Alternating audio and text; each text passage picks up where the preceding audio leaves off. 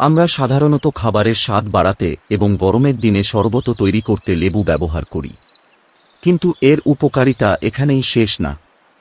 লেবুতে আছে vitamin C এবং খনিজ উপাদান যা আমাদের হৃদযন্ত্রের ধড়ফড়ানি কমানো থেকে ফুসফুসকে ঠিকভাবে কাজ করতে সাহায্য করে।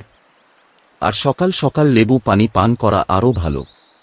নিয়মিত সকালে 1 কাপ লেবু পানি পান করলে আপনাদের দেহ পাবে জাদুকরী উপকারিতা। এক পাকা লেবুতে থাকে ইলেকট্রোলাইটস যেমন পটাশিয়াম, ম্যাগনেসিয়াম ইত্যাদি। সকাল সকাল লেবু পানি আপনাকে হাইড্রেট করে শরীরে যোগান দেয় এইসব প্রয়োজনীয় উপাদানের যা দেহের পানি শূন্যতা দূর করে। 2. লেবু পানি দেহের ত্বকের জন্য খুবই ভালো। লেবুর ভিটামিন সি উপাদান দেহের ত্বক ও টিস্যুর জন্য খুব জরুরি, তাই ত্বকের যে কোনো সমস্যা রোধ করতে প্রতিদিন লেবু পানি পান করুন। আপনার ত্বককে করে তোলে সুন্দর ও পরিষ্কার। 3. বুক জ্বলা পড়া দূর করে। যাদের এই সমস্যা আছে রোজ আধা কাপ পানির মাঝে 1 চা চামচ লেবুর রস মিশিয়ে পান করুন।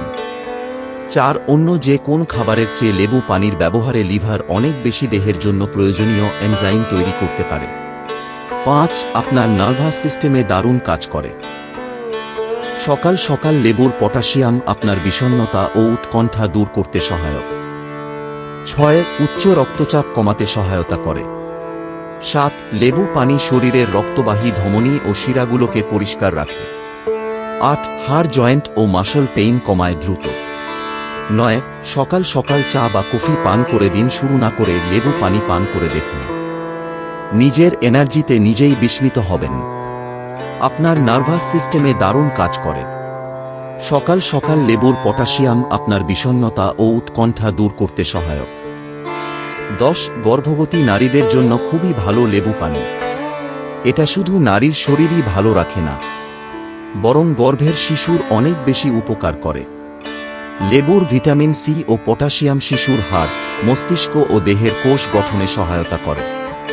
মাকেও গর্ভকালে রোগ বালাই থেকে দূরে থাকে।